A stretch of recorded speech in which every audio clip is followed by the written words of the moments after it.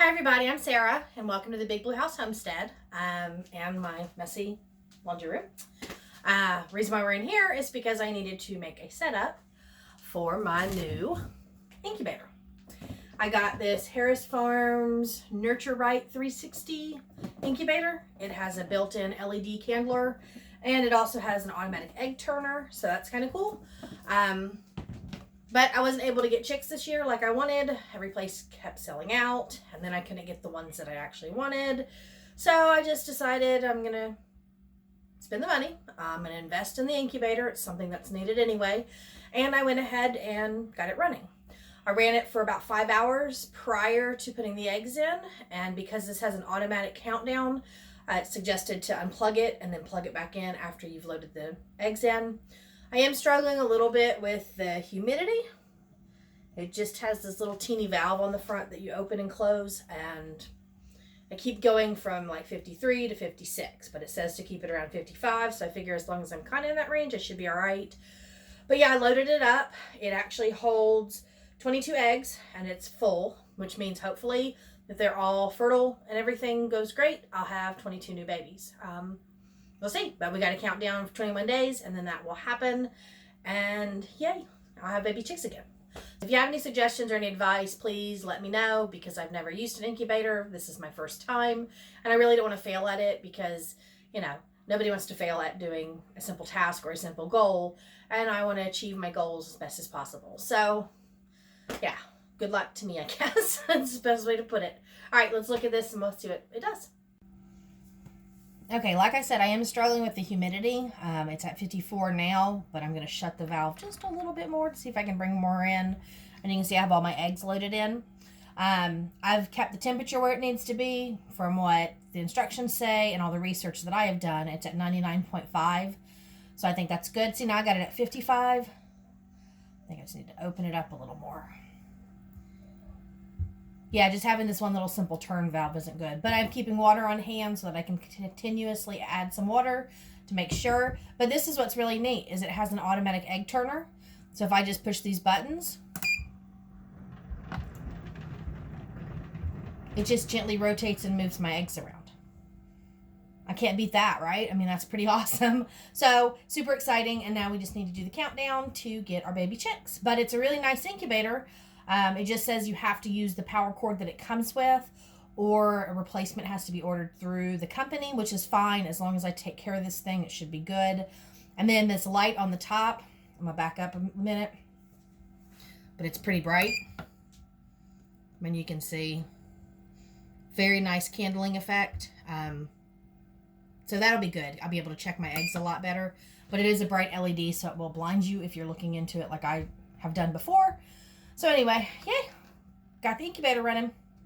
Okay, so not only do I have the 22 eggs in here that are going to become chickens, but my duck decided to go ahead and nest up and get her clutch of eggs together, and she's laying on her eggs now. So she's went broody and staying on her eggs, which is fine.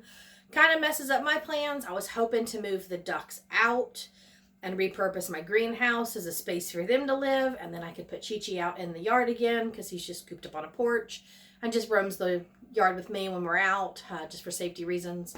But I can't move him out now because I have to wait like 28 days for the duck eggs to hatch, and then I'll have baby ducks, which is great. So basically in like a month, I'm going to be a mom again. I'm going to have overwhelmingly large amounts of chickens and ducks. I know people out there are doing more than me, but I've only been homesteading for, this is my 3rd year. It wasn't something that we chose to do to begin with. In fact, let me just tell you that real quick. Okay, so we decided we wanted to live the American dream. We wanted to live in the big 2-story house in the really nice neighborhood with all the kids that played in the street together and all that fun stuff. And we worked up from where we were at a lower income type housing facility.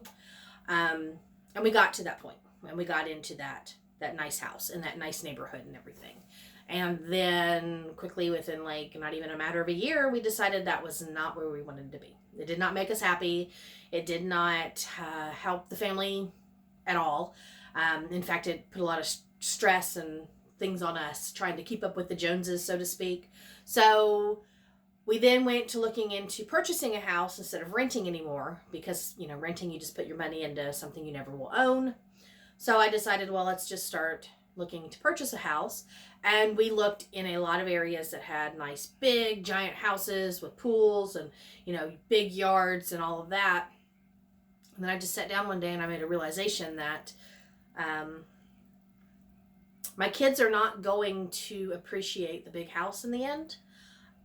As they grow up and they get into their own homes and do their own thing, maybe they need to have a more sense of security that I didn't have and I couldn't provide for them monetarily. So I decided homesteading would definitely change that. I thought, 10, 20 years down the road, when my kids came to visit, not only would they come to help with gardens and harvesting and all of that, but their kids could start doing that as well. And what it would create is like a family legacy of us owning this little tiny micro farm. It's only 5 acres. So it would help us do that. So I've started, pear trees and peach trees and figs. I've got berry bushes going. I've ordered a whole lot more stuff, and we'll talk about that when I get that shipment. But I'm putting in everything that needs to be established. I've got the big garden going. I've learned all about chickens and ducks, getting ready to move forward with bigger animals and all of that stuff. So I wanted to teach that to my children, and I wanted my children to know that because I'm scared that as my kids get older, they are not going to be able to go to the grocery stores, not be able to get a lot of things. And right now is a perfect example of all of that. People are struggling right now. And it's not just because of a pandemic, and it's not just because of financial reasons. It's because we've all lost those skills.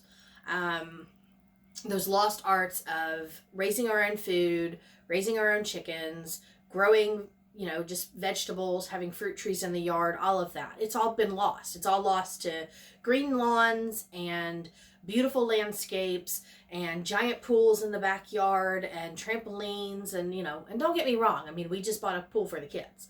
Thought that would be something nice since they are never going back to school. From what the news is saying, they're not going to be going back to school.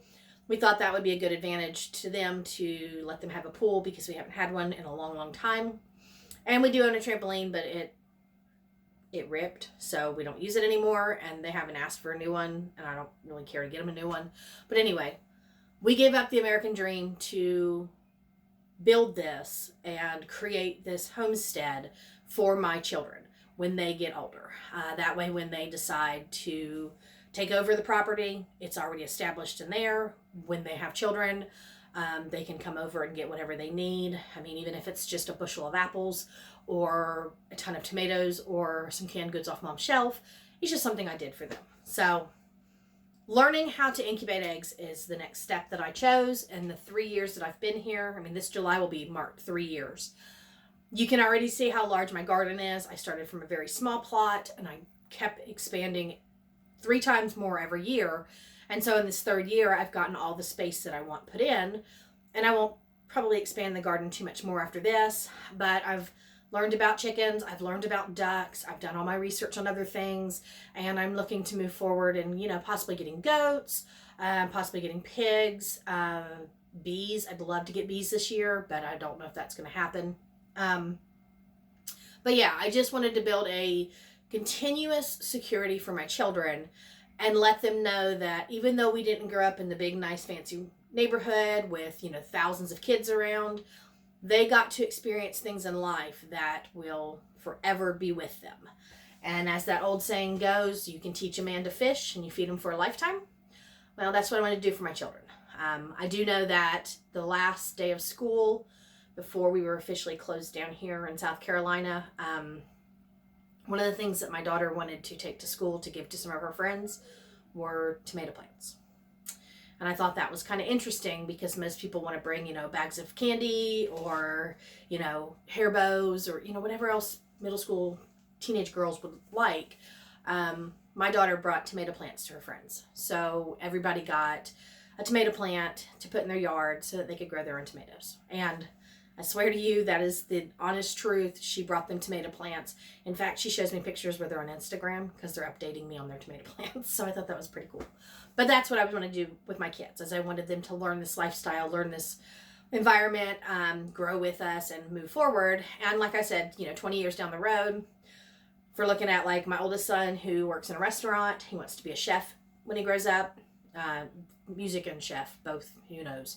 But with his culinary skills that he's learning and teaching himself, maybe one day he'll be able to come over and say, hey, Mom, I know you got to harvest pigs this week. I want to help you. Do you mind if I take that pork belly and make pancetta? And, things like that. And that's, I think, very interesting to teach them. I mean, I've got a daughter who is learning to sew. I've got another kid who is learning how to fish and make lures. That's one of the things that he wanted to learn how to do. And I have another one who's still only 6, so he's figuring it out, but I can tell you he's very excited about the garden. He was happy to plant beans. He was thrilled when I told him about all the melons we were going to grow. And all he says to me almost on a daily basis is, yay, Mom, we're going to have a big garden this year, and I can't wait. So I have put something into them. I put that little seed, that little grain, and they are learning and doing what they need to do. But I'm excited for myself because I'm incubating eggs for the first time. And I'm keeping my fingers crossed with the ducks because last year we did this with the ducks and let them nest. And we had a fox come through who took out the entire nest as well as the male duck. So I had to start back over again, which is always a horrible thing to have to deal with. But when he ate all the eggs, I was mad. I think we were like 5 days away from them hatching. And so that was a very frustrating day. I will say that. So this is the second time I've let her do this, and we were going to incubate duck eggs, but since she's already built the nest and it's coated in feathers and she hisses when you go near her, yeah, she's ready to just be a mom herself. So I'm going to let it happen. I'm going to let nature take its course and do what needs to be done.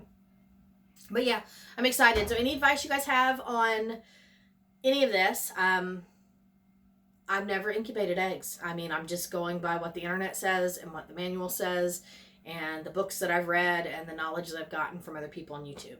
So any suggestions, let me know. In fact, I really need to know, when do I candle them after they've been in here? Like, I see some people leave them in for like a week or two and then take them out and look. I mean, I don't know when I do that. So let me know when I'm supposed to do that to know if they're fertile and if they're growing, because I'd hate to have 22 stinky eggs in my laundry room. It's a big space, but it's a stinky room if it's full of rotten eggs. So anyways, just wanted to share. I was excited. And so wish me luck, do all that good stuff, because I don't know, I'm over the moon with this. It's another step forward, and I am not taking any steps back. I'm moving forward, and I'm thrilled. So thank you guys for stopping by, and I will see you in the next video. Bye.